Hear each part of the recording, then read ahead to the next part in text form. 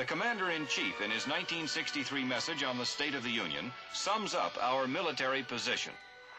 This country, therefore, continues to require the best defense in the world, a defense which is suited to the 60s.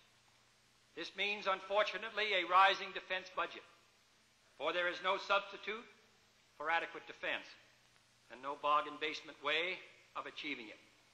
It means the expenditure of more than $15 billion this year on nuclear weapon systems alone, a sum which is about equal to the combined defense budgets of our European allies.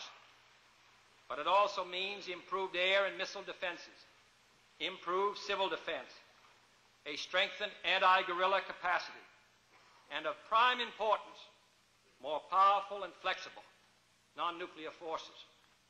For threats of massive retaliation may not deter piecemeal aggression, and a line of destroyers in a quarantine or a division of well-equipped men on a border may be more useful to our real security than the multiplication of awesome weapons beyond all rational need. It makes little sense for us to assail, in speeches and resolutions, the horrors of communism, to spend $50 billion a year to prevent its military advance, and then to begrudge spending largely on American products, less than 1/10 of that amount, to help other nations strengthen their independence and cure the social chaos in which communism has always thrived. The Nassau Agreement recognizes that the security of the West is indivisible, and so must be our defense. There are, in fact, nearly 1 million Americans serving their country and the cause of freedom in overseas posts, a record no other people can match. I think these are proud and memorable days in the cause of peace and freedom. We are proud, for example, of Major Rudolf Anderson, who gave his life over the island of Cuba.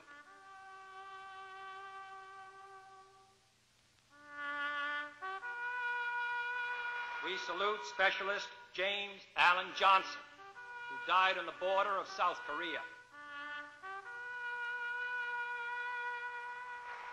We pay honor to Sergeant Gerald Pendell, who was killed in Viet-Nam. They are among the many who in this century, far from home, have died for our country. Our task now, and the task of all Americans, is to live up to their commitment.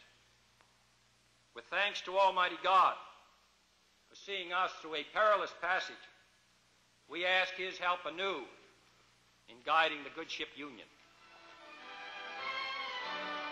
The United States can be proud of our armed forces, alert to meet every challenge. The spirit that safeguards our country is the will to serve and the will to win of everyone in uniform. Each knows the mission, defense of freedom everywhere, which means defense of our own America.